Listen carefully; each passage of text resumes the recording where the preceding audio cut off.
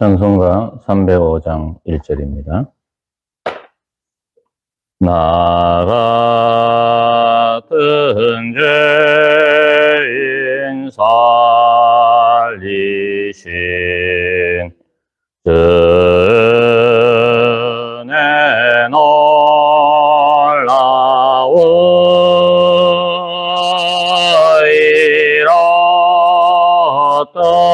죄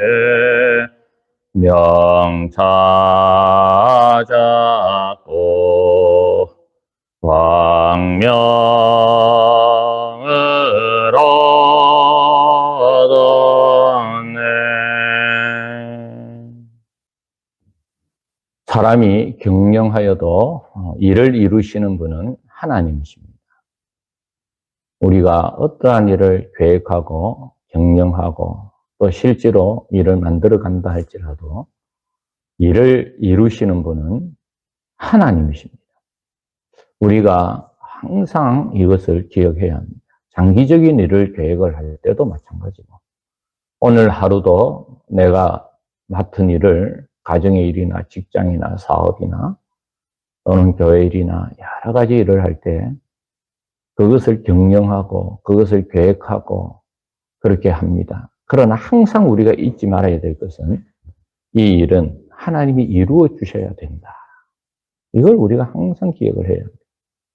저도 마찬가지입니다. 교회를 일을 하고 계획을 할 때도 일을 이루시는 분은 하나님이시다. 여러분, 우리가 경영을 하는 것이, 우리가 계획하는 것이 완벽할 수는 없어요. 내 나름대로는 잘 한다고 하지만 그러나 돌아보면 그때 그것이 내 판단이 잘못되었구나. 내 생각이 잘못되었구나. 내 마음이 잘못되었구나. 그때 이랬으면 좋았을 것을. 우리가 그러한 후회를 할 때가 있습니다. 그렇기 때문에 우리는 하루하루 열심히 살아가고 또 미래를 위해서 잘 준비해야 되지만 그러나 일을 이루시는 분은 하나님이시다. 우리가 이걸 절대로 잊어서는 안 되는 것입니다. 그렇기 때문에 일을 이루시는 분은 하나님이시라는 이 마음을 우리가 늘 가지면 잘 돼도 교만하지 않고요. 내가 경영하는 것이 잘 되지 않아도 낙심하지 않습니다. 오늘 이 본문에 보게 되어지면 발락은 나름대로 이스라엘 백성들을 멸망시키기 위하여 온갖 생각을 다 합니다.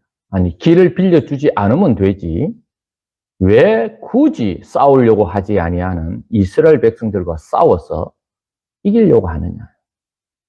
어쩌면 이 모압 왕 발락은 이스라엘과 전쟁에서 이김으로 말미암아 아마 주위에 자기의 명성을 드러내고 싶어 했던 것은 아닌가. 성경에는 그런 내용은 없어요. 그런데 집요하게 이스라엘과 싸우려고 그래요. 이미 이스라엘은 발락 왕에게 가서 싸울 의사는 없었어요. 그저 길만 비켜달라라고 했습니다. 그러면 안 비켜주면 되지. 굳이 군대를 동원해서 이스라엘과 싸우려고 합니다. 그리고 또 그것도 모자라서 발람 선지자에게 찾아가서 이스라엘 백성을 저주해달라. 우리가 전쟁에서 이기게 해달라고 저주해달라고 이야기를 합니다. 그때 하나님께서 나타나셔서 그러면 되지 않는다라고 했을 때 다시 한번 신하들을 보내어가지고 높은 지위를 약속하고 또 많은 복채를 준비해가지고 그를 이제 유혹을 합니다. 발락 왕이 이제 발람이 온다는 소식을 듣고는 이제 국경선의 도시까지 나가서 영접을 합니다. 그러면서 자신 있게 이야기를 합니다. 37절을 보면 왜 오지 않았느냐? 내가 너를 존귀하게 너를 높여서 존귀하게 만들 수 있는데 왜 오지 아니하였느냐? 그때 발람이 이야기를 합니다. 무엇을 내가 말할 능력이 있겠습니까? 하나님이 내 입에 주시는 그것을 말할 뿐입니다. 라고 이야기합니다. 이걸 볼 때 우리는 참 세상 사람들의 생각과 하나님이 인도하시는 사람의 생각과는 다르다는 것을 볼 수가 있어요. 자, 첫 번째로 이제 발락왕이 발람을 어디로 데려가느냐? 41절에 바알의 산당, 다시 말하면 우상의 산당에 오릅니다. 그런데 발람은 발락에게 이야기를 합니다. 제단 7을 쌓고 수송아지 7마리와 수양 7마리를 준비하라고 이야기를 합니다. 아마 발락 왕은 자기가 섬기는 바알 산당에서 우상 앞에서 이스라엘 백성을 저주하기를 원하지요. 그러나 발람은, 하나님의 지시를 받은 발람은 거기에서 제사를 지내지 않습니다. 따로 7제단을 쌓으라 라고 이야기를 하고 있습니다. 그러면서 발락 왕에게 하나님이 혹시 오셔서 나를 만나실 것이다 라고 하고 거기에서 하나님의 음성을 듣습니다. 사랑하는 성도 여러분, 우리가 이 세상에서 살아가는 것은 탐욕의 세상에서 살아갑니다. 우상의 세상에서 살아갑니다.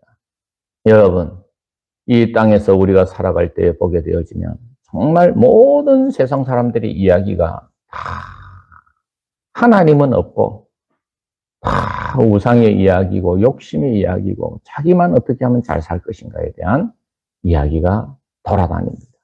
이러한 가운데 우리는 어떻게 살아야 합니까? 여러분, 이 세상에서 우리가 살아갈 때 나 홀로 따로 된 제단을 가지고 살아가야 됩니다. 하나님을 존귀하게 여기는 기도를 하면서 살아가야 돼요.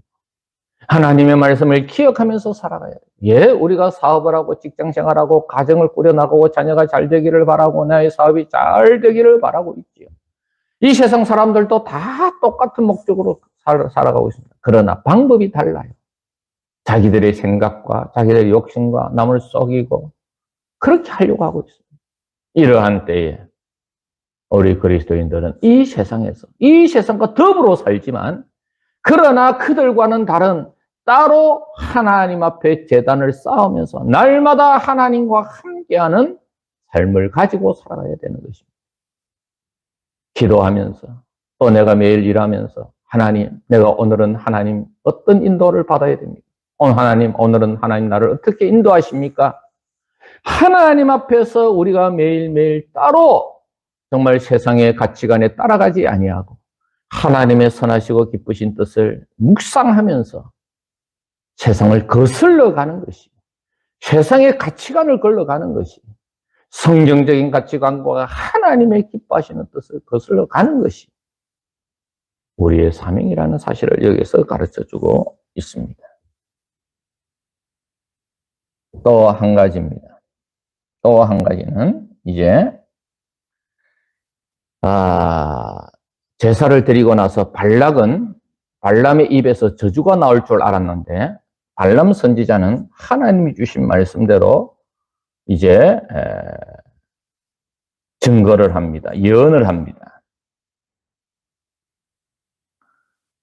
발락 왕 너는 발람을 데리고 와서 이스라엘 백성을 꾸짖고 저주하라고 했지만은 하나님이 저주하지 않은 자를 내가 어떻게 저주하겠느냐? 하나님께서 꾸짖지 아니하신 자를 내가 어찌 꾸짖느냐라고 하면서 내가 바위 위에서 그들을 보니까 이 백성은 홀로 살 것이다. 사실은 이 바알 산당에 올라가서 발락 왕이 보여준 것은 이스라엘 백성들의 진영을 보여주었어요. 그걸 보고 저주하라는 것이죠. 그런데 하나님의 음성을 들은 발람 선지자는 내가 바라보니 이 백성은 홀로 살 것이다. 그를 여러 민족 중에 하나로 여기지 아니하리라. 다시 말하면 발락 왕에게 이야기를 합니다. 이 백성은 특별한 백성이다. 홀로 살지 않는다. 홀로 살 것이다. 하나님께서 모압과 또 가나안의 여러 가지 7족속과 같은 그런 민족 중에 하나로 여기시는 것이 아니라 이 백성은 특별한 백성이다. 이 백성은 존귀한 백성이다. 이 백성은 우리들의 도움이 없어도 모압 왕 당신의 도움이 없어도 하나님이 친히 살려줄 것이다. 하나님이 함께할 것이다. 이 백성은 홀로 살 것이다. 그러면서 이야기를 합니다. 나의 종말이, 나의 죽음이 의인의 죽음과 같이 이들과 같게 되기를 원한다.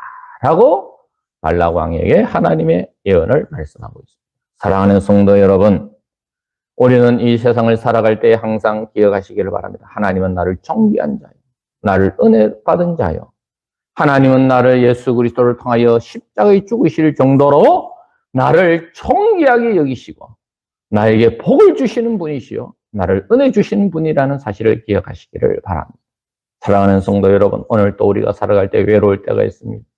답답할 때가 있습니다. 낭망될 때가 있습니다. 세상의 일이 내가 원하는 대로 되지 아니할 때가 있습니다.